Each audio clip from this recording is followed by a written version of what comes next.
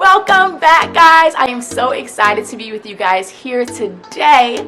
I know it's been a minute and I know that you guys have not seen me here in a while, but guys, I am back and I am so excited to be here with you guys. This year has been, oh my gosh, so much growth, so much learning. I'm still on the journey, but when I just tell you God's been working in my life, it's just been amazing. So I wanted to come on here because one of the biggest lessons that I've learned this year has been why we do the things we do and why we might think the things that we think. If you've ever been in a situation where you're like, you know what, I really want to do so-and-so, I really want to do it, I have this plan for my life, I really want to do this thing, but I can't get myself to do it. Or if you've ever said to yourself like, man, I really want to stop this really bad habit, but I just have no idea how. Or maybe I'm afraid of certain things, but I don't know why. Anything of those things where it's like you feel like there's like this limiting thing that is blocking you from doing what you actually want to do. Guys, this video is for you. So let's get into it.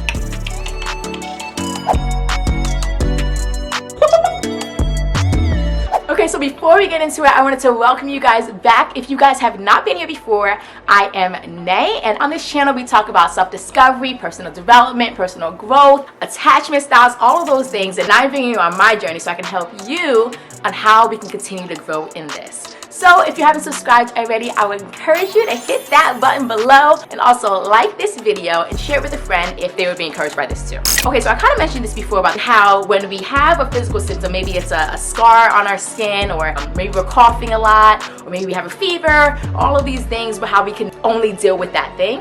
The same thing happens when we have emotional symptoms, right? Maybe we having a hard time controlling our anger, or maybe we find like we are crying suddenly, randomly, at like random times, or maybe we feel completely numb and we have no idea why. We can't feel at all of those things. There's a reason why we're feeling that. That is what we see, but that's not the root of it. So here's an analogy that I want to, it's kind of a weird analogy, but I want to tell you this analogy. So say in the summer, let's say it's like summertime, and you know the sun rays are coming through the window. Just imagine with me. It is just shining bright. So summer is my favorite season, so I just love it. The sun is shining and bright, and you just, you know, maybe chilling on your couch watching TV, drinking some lemonade, and all of a sudden you see like this little fly coming past you and like just land on your knee. That's really disturbing, but just lands there, just lands on your knee. And you're like, oh gosh, that's weird. You shoo it away and like, oh gosh, it's disgusting. Maybe you get a fly swatter and you kill it, something, whatever. Or maybe you're not that and you let your window open and let it fly out. Maybe you do that. And then you're like, okay, whatever, that was disgusting. Then you see another fly. Then you see another fly. You see another one. It's like, wait, what? Like, wait a minute, time out. I'm not outside, I'm inside, I'm seeing all these flies, these nasty flies. Or maybe you don't think it's nasty, but to me it's a little disturbing to see that in the house. So like you see all these flies just in the house and you're like, what in the world, this is weird. So maybe after you take a closer look, you're like, oh my gosh, that's actually a fruit fly. These are fruit flies flying around. So if you know anything about fruit flies, they actually congregate when there is maybe spoiled fruit or maybe extremely ripened fruit. They usually congregate around, especially on extremely sunny days where like the sun is beaming in and it's like the fruit smell is just like all in the air. The fruit flies will kind of congregate around that. So if you do not find that spoiled piece of fruit and toss that fruit, those fruit flies aren't going to go anywhere. In fact, they're actually going to become more and more and more. They're going to multiply. They're going to continue to multiply and until you get that spoiled fruit and you take it out of your house. Because here's the thing. There are such things, and when we talked about the coping mechanisms, those things are extremely good. Like the meditations and journaling, all that stuff is extremely good. And I actually highly encourage that. You all know I am such an advocate for all of them, such an advocate. But if we don't get at the roots, we are not really solving the problem. And I'm gonna get into what that root looks like for you guys, but just go with this analogy. If we only, for the fruit flies, if we only put a trap in place, and if you don't know what a trap is for these fruit flies, you would get some apple cider vinegar, some dishwashing soap, and some water. Put in a bowl and you leave it on the countertop. All the flies will congregate to that. But if you don't get rid of the bad fruit first, then only the flies that are currently in existence will come to that bowl. More flies will come. More flies will come and surround the bad fruits. So if you are seeing bad fruit in your life, you're seeing bursts of anger, you're seeing impatience, you're seeing maybe kind of always talking critically to yourself, always talking down to yourself, there is something deep down that needs to be pulled out in order for the manifestations of that bad food not to be present anymore. So how do we do that? This is what I like to call BT.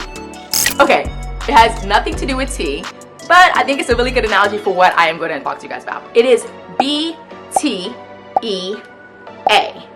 Beliefs, thoughts, emotion, action. The thing that we see is the action, but all leads to what is actually a core belief that we hold.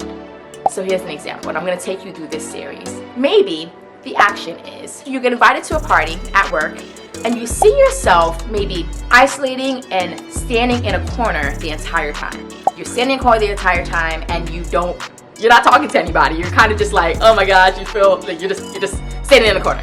That's the action. You could very well see that action and say, I'm never going to that party again. I am never blah, blah, blah. But it's like, does that really solve anything? There's something hidden under why you don't want to go to parties. There's a reason there. So it doesn't solve anything, just dealing with that action. There is something hidden under the surface. So that action is actually caused by your emotions and your thoughts mixed together. So the emotion that you're probably feeling is maybe nervous, maybe you're feeling super awkward, maybe you're thinking at the same time like, oh my gosh, no one wants to talk to me anyway, why'd I even come? Oh my gosh, this is like the worst party ever, I hate parties, blah, blah, blah, blah. All this stuff is making you do that, and that's making you stand in the corner. All those thoughts spiraling in your head, why? It's making you feel extremely nervous, it's making you stand by yourself in the corner. And this can literally be applied to anything. It can be anything. You can literally take it and work its way backwards, and this is how we do it. So, okay, now you're standing in the corner, you see you're doing that, you're feeling these things, you're thinking these things. Why are you thinking these things? Because here's the thing, someone else, Sally Lou, could be at the same exact party, right? But she's not feeling that way. She's actually out and about and talking to everybody else and maybe having fun. And maybe she's also an introvert, but she's still having fun at the party. Sometimes we credit these things to just genetics or just, we just have different personalities. That's why. I do think some of that is true. We definitely do. But I also do not think that we're slaves to just our genetic disposition and maybe introvert, extrovert. I don't believe that. Someone who's an introvert, or someone who, and this is just for this example, but someone who might be an introvert, maybe they want to, maybe they're a little bit quiet, they listen more, but they're not terrified in a corner, scared about being in public. There's something that's going on that is making this person terrified. So what is that thing? That is where we get to the B, which is the belief. What are you believing about yourself that is making you think those thoughts, feel those emotions, and do that thing that you actually maybe don't want to do? See, a lot of the negative things that we do is actually linked to a core belief that we have held for a very, very, very long time.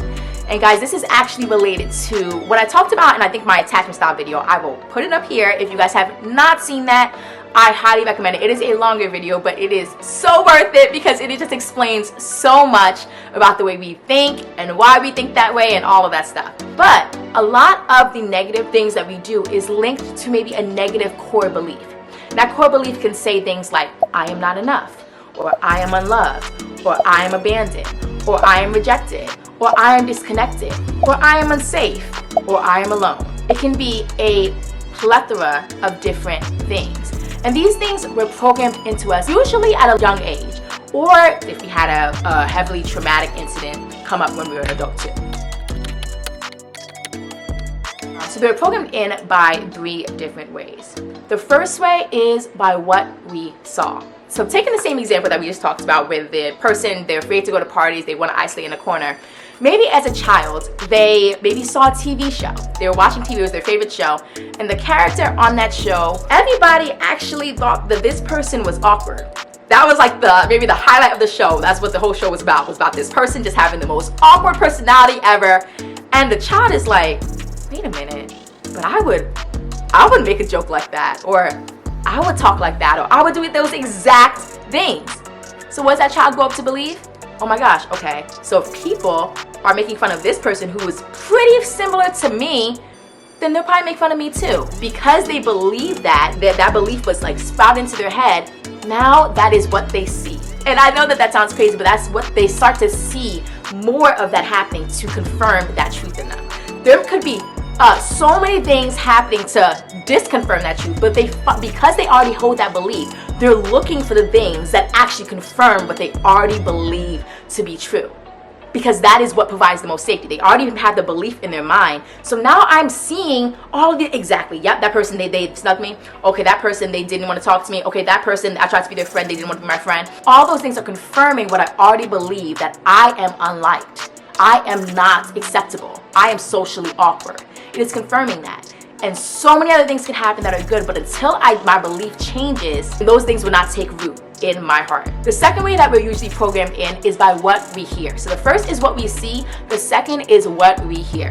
So maybe as a child they had like an older cousin, right? And the older cousin is like, oh my gosh, I hate going to parties. I never go to parties. I never have anyone to talk to. And social outings are so intimidating. It's just like really, I just hate them so much. Usually as a child, a lot of the times when there's something that you kind of look up to, it could be a parent, an older sibling, maybe someone that you're really connected to, it can be hard to separate your emotions from their emotions and your feelings from their feelings, because that literally is what provides that safety to you.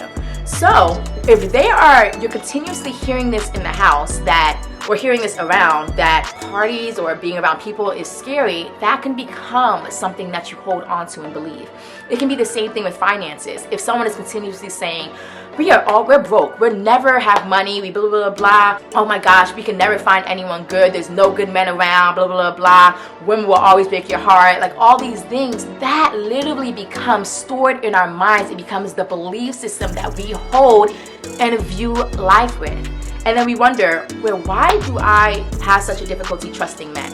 Why do I so-and-so and so-and-so? It's like, okay, there is something deeply rooted in us that is causing this thing to happen. And we have to pull that thing out so we can actually see, okay, that there are actually great men around. There is actually plenty of money to go around. I can actually be liked by people. We need to pull out this belief first. So the third way that we are programmed in is by what we experience. And this one I think is what we're kind of used to this one a lot. So maybe it wasn't the TV show, or maybe it wasn't hearing it from their cousins or someone older than them.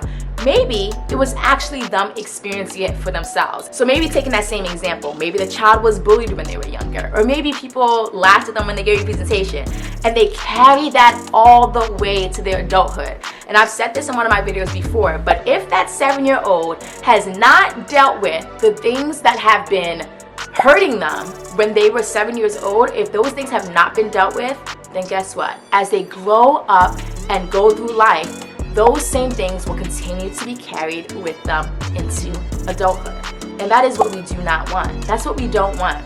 But a lot of us, it has happened to. So we have to go back in time and deal with the things that we have actually not dealt with when we were younger age, or maybe when we were in a traumatic situation. So one of my mentors actually told me once, and I thought this was so powerful, but if we cut down a branch, if we just cut down a branch, maybe that branch was, I feel awkward at parties, like we said in the beginning. Maybe I cut down that branch and I say, I'm never going to parties again. Okay, that solves that problem about not wanting to go to parties. But what about his cousin, where I feel really awkward presenting in front of people? What about that one? I feel like no one ever wants to listen to what I want to say. See, the thing is, we can cut down a branch, and that can maybe do something about not having to deal with that thing anymore. But it doesn't deal with the 20,000 other branches that may look very similar in our cousins to that branch that we cut down. What we actually need to do is chop at the roots. Chop at the root of the tree, not the branches that sprout out. Because guess what? If we chop at the root of the tree and that tree falls down, then guess what? All of those branches will fall with it. Do you hear that?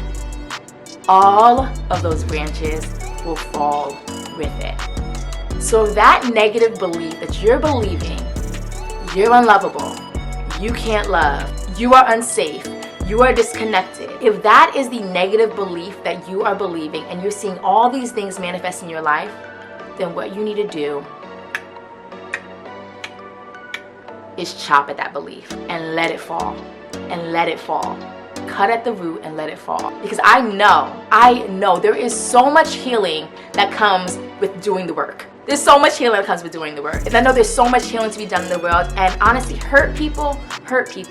But healed people, they heal people. And that is what we want to do. So guys, like this video and subscribe if you haven't already.